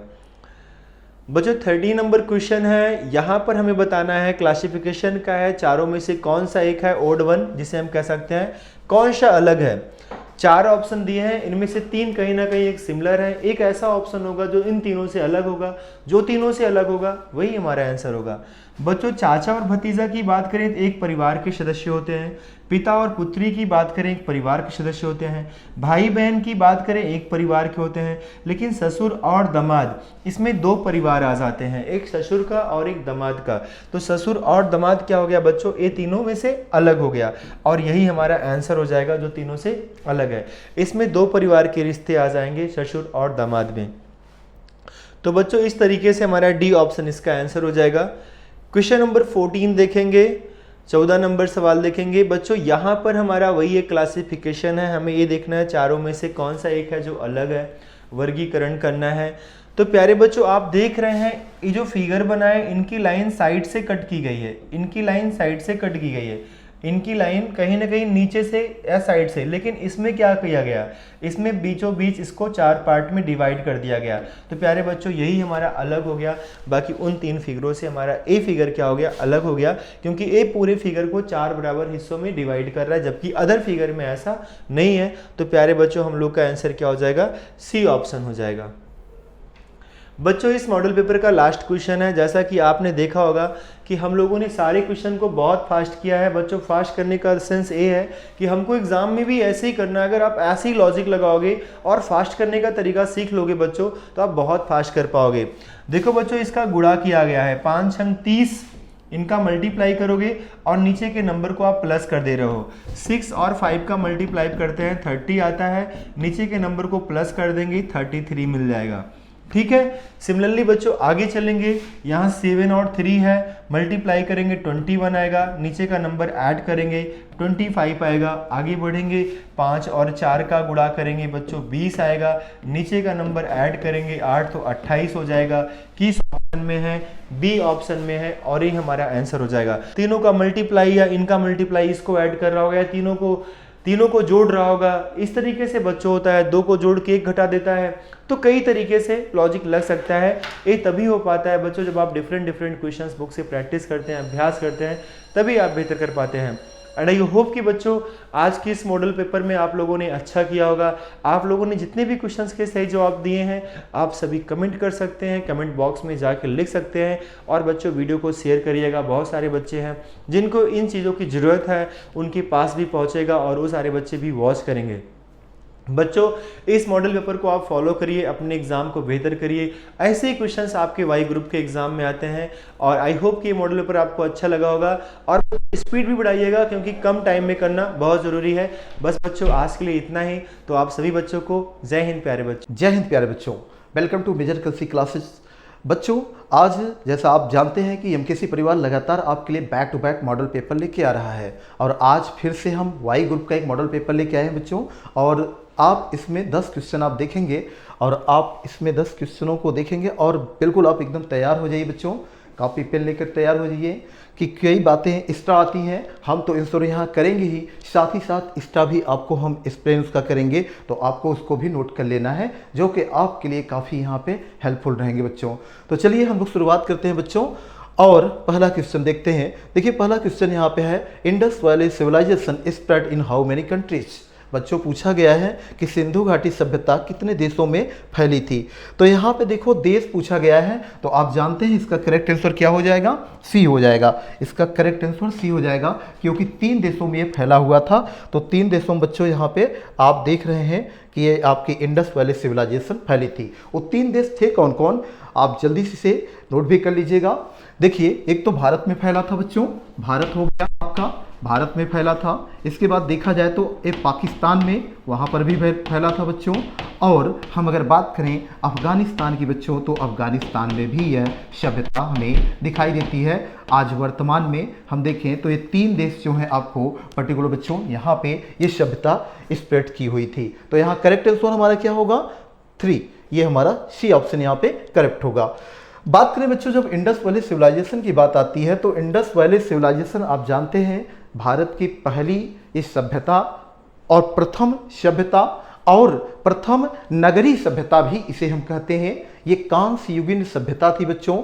इसमें बड़े बड़े शहर आप जैसे हड़प्पा, मोहनजोदड़ो, लोथल, ये सब का नाम आप बच्चों उस टाइम में आपने मतलब देखा कि उस समय डेवलप हुए थे।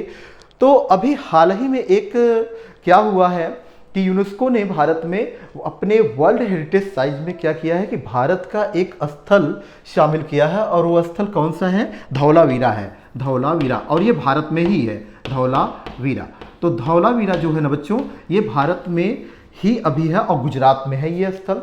तो गुजरात का यह स्थल अभी यूनेस्को ने अपने क्या किया है कि वर्ल्ड हेरिटेज साइट में इसको शामिल कर लिया है। और इसके पहले देखा जाए तो मोहनजोदाड़ो को भी उसने शामिल किया है, बट मोहनजोदाड़ो इस समय कहाँ है बच्चों? वो पाकिस्तान में है। कहाँ पे है मोहनजोदाड़ो? पाकिस्तान में है। तो इंडस वैली सिविलाइजेशन का जो पहला स्थल अगर देखा जाएगा तो वह तो मोहनजोदड़ो हो जाएगा, बट बच्चों बात यह है कि वो पाकिस्तान में है। ठीक, अगर हम देखें कि दूसरा स्थल कौन सा होगा तो दूसरा स्थल धौलावीरा हो गया, जो कि अभी यूनेस्को ने अपने वर्ल्ड हेरिटेज साइट में शामिल किया इस लिहाज से। लेकिन यहाँ बात है कि बच्चों ये धौलावीरा भारत में है और मोहनजोदड़ो पाकिस्तान में है। तो धौलावीरा जो हो गया ये भारत का एक तरीके से पहला स्थल हो गया इंडस वैली सिविलाइजेशन का, जिसको यूनेस्को ने अपने वर्ल्ड हेरिटेज साइट में क्या किया है? शामिल कर लिया है। तो बात करते हैं जब बच्चों यूनेस्को की हम, तो देखो यूनेस्को जो है ना, ये यूनेस्को आप इसका अगर फुल फॉर्म देखें, यूनाइटेड नेशंस, यहाँ पे educational, scientific and cultural organisation, इसका फुल फॉर्म है बच्चों। और इसका हेड क्वार्टर जो है वो फ्रांस की कैपिटल जो है पेरिस, वहाँ पे है। इसकी स्थापना 1945 में हुई थी, 1945 में। और मुख्यालय मैंने आपको बताया है कि इसका मुख्यालय पेरिस में है। बच्चों ये क्या करता है कि ये देखो, जैसा इसका नाम ही मैंने आपको कहा कि एजुकेशनल, इसे एजुकेशनल है, और ये साइंटिफिक है एंड कल्चरल। तो ये क्या करता है कि विश्व में जितने भी विरासत के स्थल होते हैं, जैसे प्राकृतिक हो गए या कल्चरल हो गए, इस तरह से बच्चों क्या होते हैं ना, उनको ये क्या करता है अपने हेरिटेज साइट में शामिल कर लेता है और उसका एक तरीके से संरक्षण किया जाता है। ठीक ना। तो इसने अभी तक भारत के कुल 40 स्थल शामिल कर लिए हैं अभी तक वर्तमान में। और 40वां स्थल बच्चों ये आपका धौलावीरा है। 40वां स्थल ये धौलावीरा है। और 39वां स्थल जो है अभी वो भी शामिल हुआ, और वो रामप्पा जो है मंदिर, रामप्पा मंदिर कहाँ है बच्चों? तेलंगाना में है। तो रामप्पा मंदिर को भी इसने शामिल किया। और 39वां के पहले देखा जाए तो 38 स्थल थे, और 38वां जयपुर को शामिल किया गया। तो मेरी बात बहुत ध्यान से आप समझिएगा कि यहाँ पे जो प्रश्न पूछा गया था उसके अकॉर्डिंग तो 3 हो गया, लेकिन बच्चों हमने आपको यहाँ कई बातें आपको बता दी। जैसे क्या हमने बताया कि अभी देखो हाल ही में धौलावीरा जो भारत के गुजरात में है, एक तरीके से भारत का पहला स्थल हो गया इंडस वैली सिविलाइजेशन का।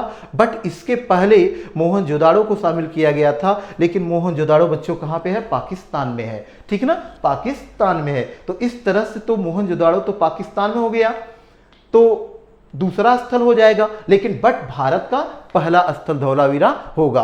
तो ये 40वां स्थल बना अभी यूनेस्को के वर्ल्ड हेरिटेज साइट में। लेकिन बच्चों 39वां स्थल भी अभी वो रामप्पा मंदिर को यूनेस्को ने शामिल कर लिया था, तो 39वां रामप्पा मंदिर हो गया। और उसके पहले अगर देखा जाए तो 38वां स्थल जयपुर सिटी को शामिल किया गया था यूनेस्को के द्वारा अपने वर्ल्ड हेरिटेज साइट में। तो यह बात सब कुछ आप ध्यान रखिएगा, बाकी मैंने आपको यूनेस्को के बारे में बताया ही।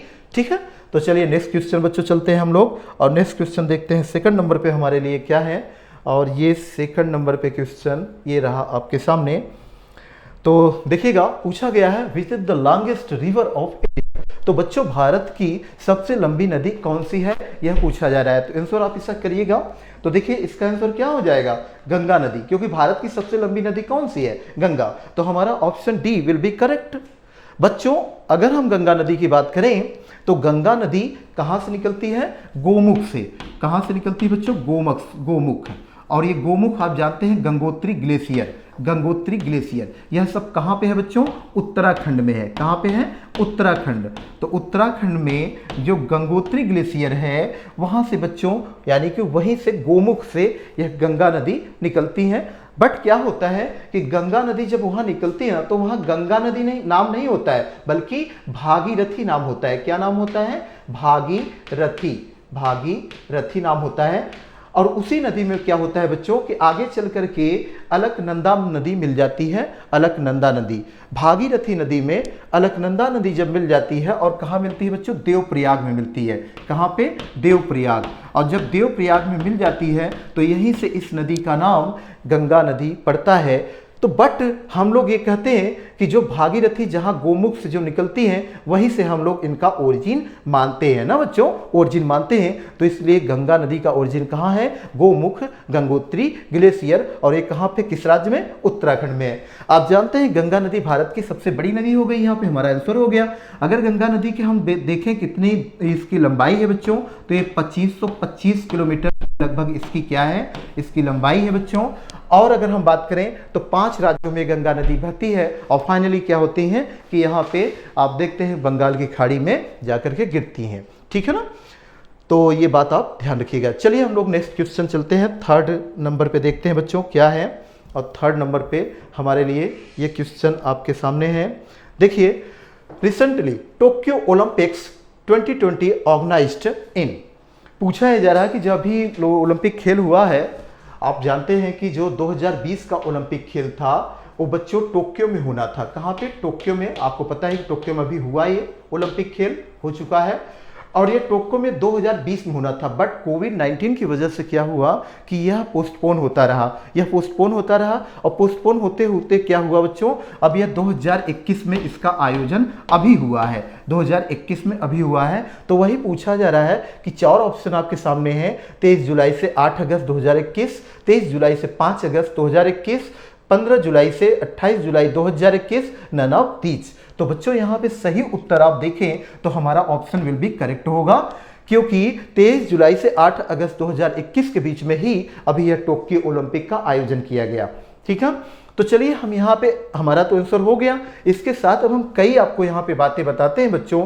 देखो, जो ओलंपिक है ना, ओलंपिक्स का अगर देखें हेडक्वार्टर कहाँ है, इसका मुख्यालय कहाँ है, तो मुख्यालय इसका लुसानी स्विट्जरलैंड। कहाँ पे बच्चों है? लुसानी स्विट्जरलैंड में।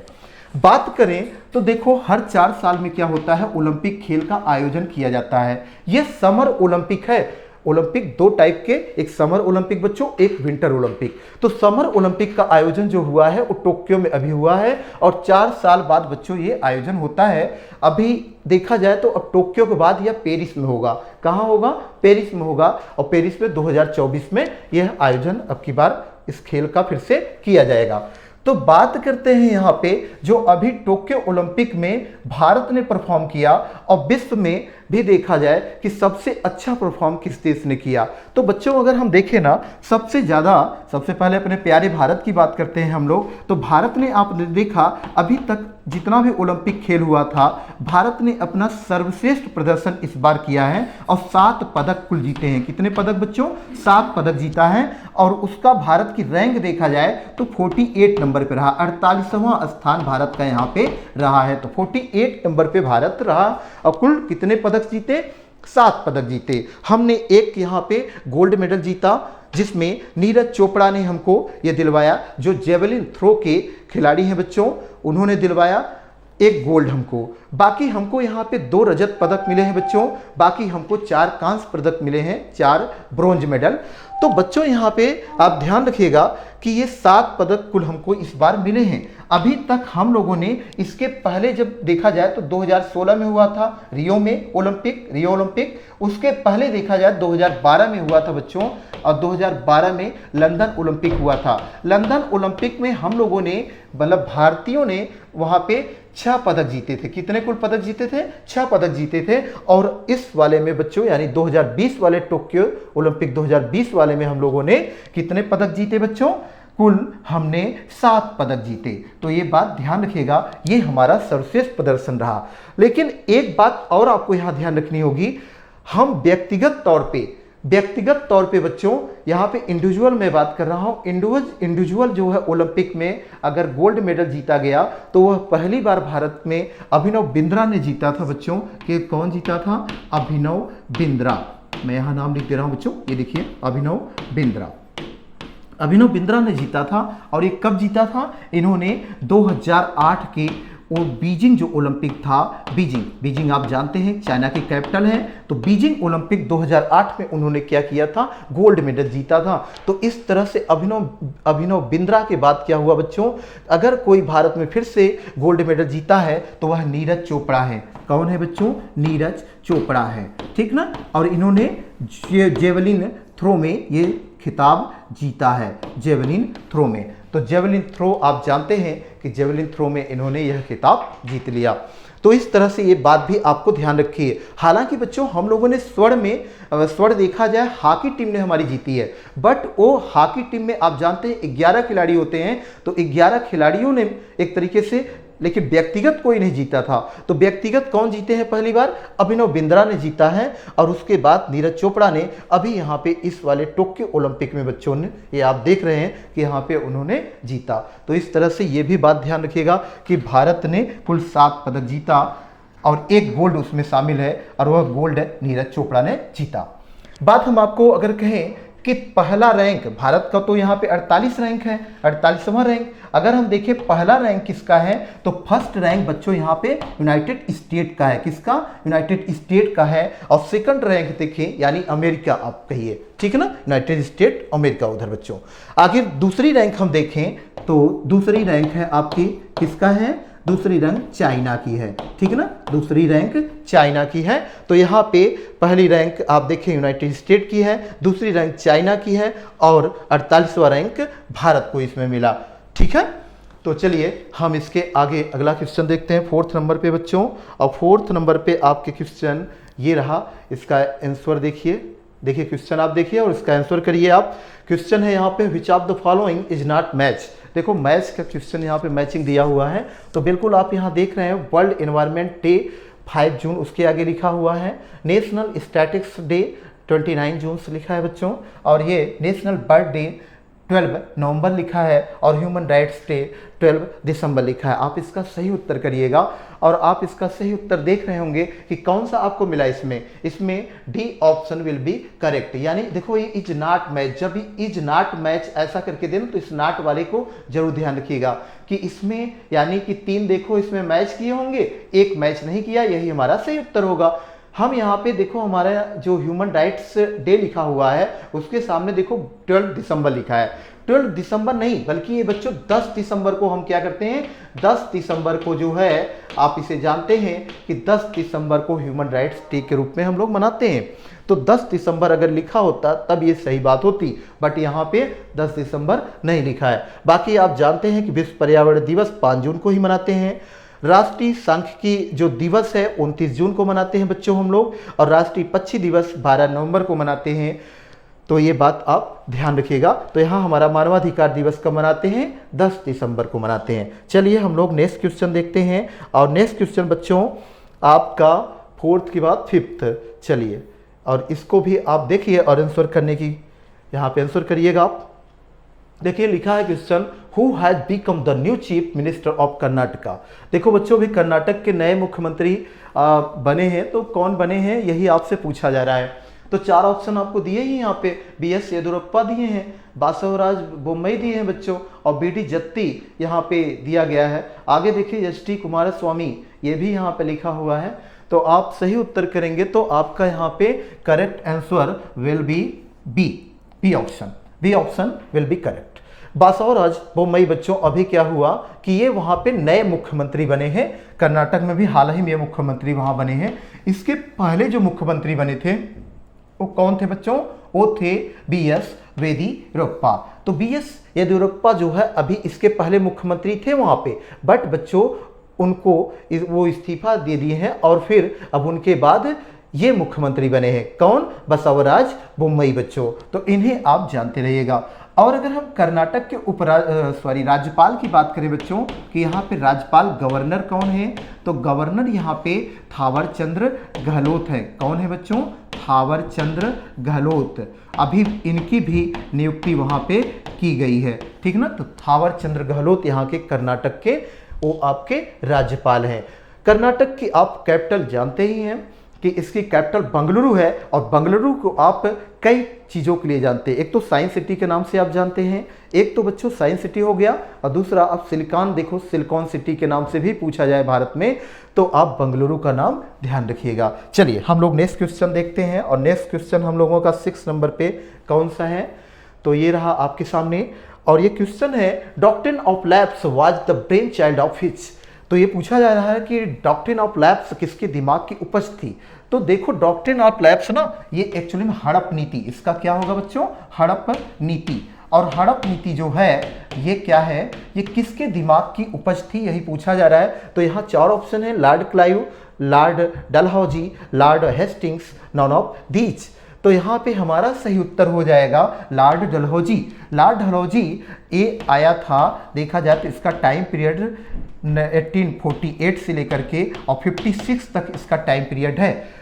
1848 से लेकर के 1856 तक इसका टाइम पीरियड है भारत में, और ये भारत में गवर्नर जनरल था, भारत का गवर्नर जनरल था ये लॉर्ड डलहौजी। इसी के टाइम में बच्चों क्या हुआ, इसने हड़प नीति, जैसा आप हिंदी से नाम बिल्कुल समझ पा रहे होंगे, डॉक्ट्रिन ऑफ लैप्स, हड़प नीति का मतलब ये हुआ भारत में राज्यों को क्या किया गया कि राज्यों को एक तरीके से उनके ऊपर संधि, मतलब यहाँ पे हड़पा जा रहा था, और हड़पा जाने के लिए जैसे क्या हुआ कि इनके द्वारा, मतलब कि डलहौजी के द्वारा ये कहा गया कि जो राज्य के जो राजा हैं, अगर उनके पास उनका स्वयं का पुत्र नहीं होगा, अगर उन्होंने दत्तक पुत्र लिया है, तो दत्तक पुत्र वाले राज्य को हम अपने ब्रिटिश प्रांत में मिला लेंगे। इन्होंने कहा हम उसको ब्रिटिश प्रांत में मिला लेंगे यदि वहां दत्तक पुत्र अगला राजा बनने वाला है, तो मतलब राजा के बेटा नहीं सगा है, बल्कि वो दत्तक पुत्र है, एडॉप्टेड सन है। तो एडॉप्टेड सन का अगर कॉन्सेप्ट है उस स्टेट में, तो उसको हम मर्ज कर लेंगे ब्रिटिश प्रोविंसेस में। ऐसा लॉर्ड डलहौजी द्वारा यहाँ पे कहा गया, ऐसी चीज़ें हुई बच्चों। तो यही चीज़ है आपका डॉक्ट्रिन ऑफ लैप्स। तो इस तरह से देखा जाए तो लॉर्ड डलहौजी ने पहला स्टेट यानी पहला राज्य, देसी राज्य जिसको शिकार बनाया था वह था बच्चों सतारा। कौन था, सतारा। सतारा जो है ये, इसको उन्होंने पहला शिकार बनाया था। क्लियर है एकदम। और ये कब बनाया था, 4800 इसी समय आपको 48 में ही ये देखा गया कि सतारा को उन्होंने शिकार बनाया अपना। ठीक है। रेलवे लाइन भी डलहौजी के टाइम में ही शुरू हुई थी भारत में। अगर रेलवे की शुरुआत की बात करें तो वो लॉर्ड डलहौजी के टाइम पीरियड में ही हुआ था। ठीक है। चलिए नेक्स्ट क्वेश्चन हम देखते हैं बच्चों। और नेक्स्ट क्वेश्चन आपका इसके बाद 7th नंबर पे ये देखिए आपके सामने है, और सामने ये क्वेश्चन दिख रहा है, blue revolution is related to, नीली क्रांति संबंधित है। इससे क्वेश्चन है, 4 option, food production, oil seed production, milk production, fish production. तो बच्चों इसका सही उत्तर हो जाएगा फिश प्रोडक्शन, क्योंकि नीली क्रांति मत्स्य उत्पादन से भारत में संबंधित रही है। यानी कि मत्स्य मतलब मछली उत्पादन ना, देखो फिश, तो ये फिश उत्पादन से संबंधित रही है। भारत में देखा जाए तो बहुत सी क्रांतियाँ शुरू हुई थी उत्पादन से संबंधित। जैसे हरित क्रांति के आप नाम जानते हैं कि हमारे जो भारत में हरित क्रांति के पिता कहे जाते हैं एम एस स्वामीनाथन, उनके द्वारा शुरू किया गया था हरित क्रांति बच्चों, ग्रीन रिवोल्यूशन। और हम अगर बात करें दुग्ध उत्पादन की, तो दुग्ध उत्पादन भी आप जानते हैं व्हाइट रिवोल्यूशन शुरू किया गया, और वर्गीज कुरियन द्वारा, भारत में वर्गीज कुरियन द्वारा दुग्ध उत्पादन, जिसे आप व्हाइट क्या बोलते हैं, व्हाइट रिवोल्यूशन बोलते हैं, उसको भी शुरू किया गया। दूध उत्पादन संबंधित रहा ये बात। तो ये सब भी आप ध्यान रखिएगा। चलिए हम लोग नेक्स्ट क्वेश्चन देखते हैं बच्चों। और नेक्स्ट क्वेश्चन है हम लोगों का इसके बाद 8 नंबर पे, ये रहा आपके सामने, और इसको आप देखिए और आंसर इसका करिए। देखिए लिखा है ना, फूलदेई उत्सव किस राज्य में मनाया जाता है। फूलदेई उत्सव पूछा गया है बच्चों, और फूलदेई उत्सव जो है किस राज्य में मनाया जाता है। ये 4 ऑप्शन है, उत्तराखंड है, हिमाचल प्रदेश है, राजस्थान है, नागालैंड है। तो चारों ऑप्शन में सही ऑप्शन हमारा करेक्ट कौन सा होगा, ए ऑप्शन। ए ऑप्शन यहाँ पे करेक्ट हो जाएगा, क्योंकि फूलदेई जो उत्सव है ना, ये उत्तराखंड में मनाया जाता है। आप जानते हैं कि फूलों की घाटी उत्तराखंड में पाई जाती है बच्चों, और उत्तराखंड में ही ये बहुत एक प्रसिद्ध त्यौहार भी है, उत्सव, जिसका नाम है फूलदेई उत्सव। तो यह आप ध्यान रखिएगा। भारत में बहुत से उत्सव ऐसे हैं बच्चों जो काफ़ी प्रसिद्ध हैं, और उनमें एक फूलदेई उत्सव भी है उत्तराखंड का। तो इसे ध्यान रखिएगा। चलिए नेक्स्ट क्वेश्चन बच्चों, आगे हम लोग देख लिया जाए 8 नंबर के बाद 9th पे देखिए ये क्वेश्चन है, इसको आप देखिए, which of the following is not match, इनमें से कौन सुमेलित नहीं है, यह पूछा गया है। तो यहाँ पे बच्चों आप ऑप्शन देख करके ही समझ गए होंगे कि एक तरफ आपको क्या दिया जा रहा है। देखो जैसे माकूम लिखा है, डिगबोई लिखा है, नाहरकटिया लिखा है, अंकलेश्वर लिखा है और एक तरफ स्टेट का नाम लिखा हुआ है। तो आप बिल्कुल ऑप्शन देख के समझ गए होंगे कि ये पेट्रोलियम से संबंधित स्थल हैं, यानी कि वो पेट्रोलियम से संबंधित स्थल जैसे रिफाइनरी हो गया, जैसे कुएं हो गए जो पेट्रोल से संबंधित, उन्हीं से संबंधित स्थल दिए हैं और उनके सामने स्टेट का नाम लिखा हुआ है।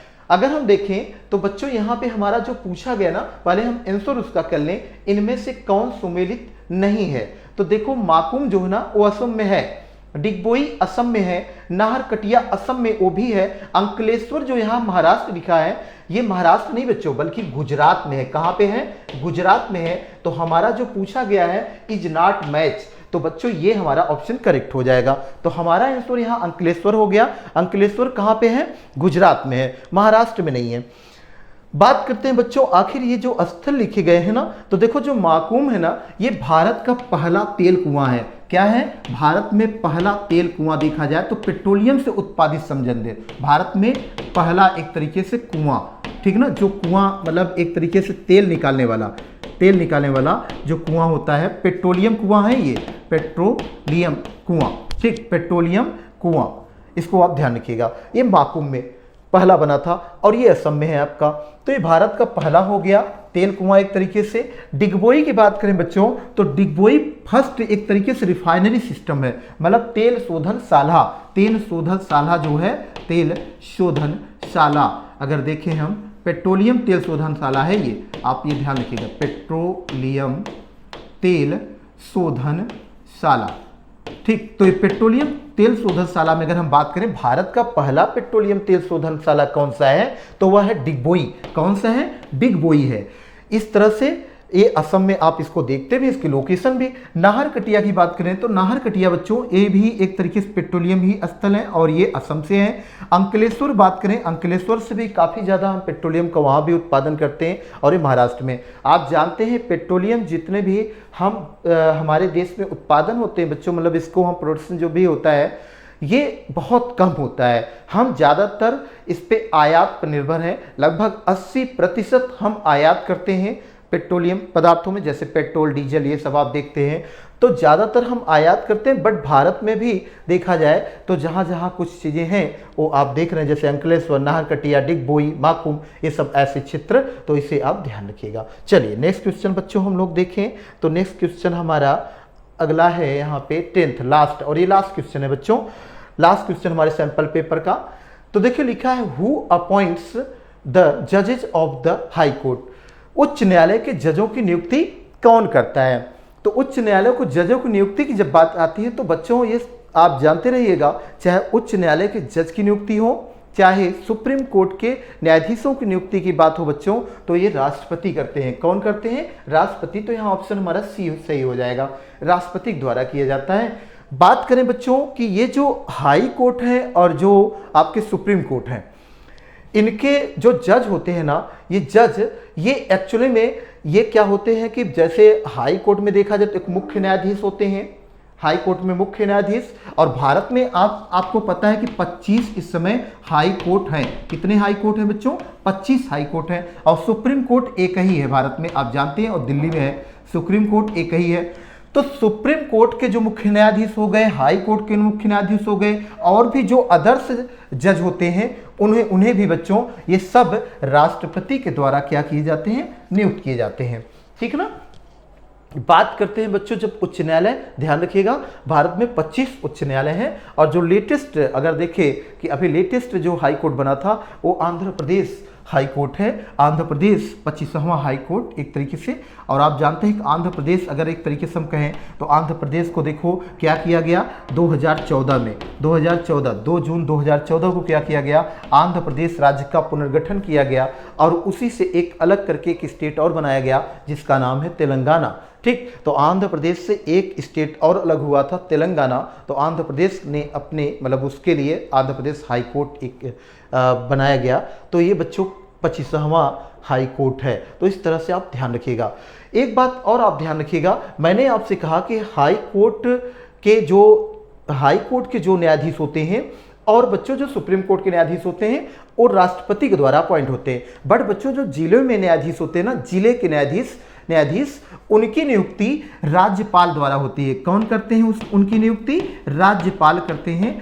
और ये हाई कोर्ट के जो मुख्य न्यायाधीश होते हैं उनकी सलाह पर करते हैं ना, उनकी सलाह पर राज्यपाल द्वारा जिले के न्यायाधीश की नियुक्ति की जाती है। तो इस तरह से बच्चों ये सब आप ध्यान रखिएगा। तो ये हमारे सैंपल पेपर में लास्ट क्वेश्चन आपने देख लिया और इस तरह से आप देखे होंगे कि आपके लिए काफ़ी यहाँ पे एग्जाम के लिए काफ़ी अच्छा कलेक्शन था बच्चों, काफ़ी शानदार रहा, काफ़ी ज़बरदस्त रहा होगा आपके लिए।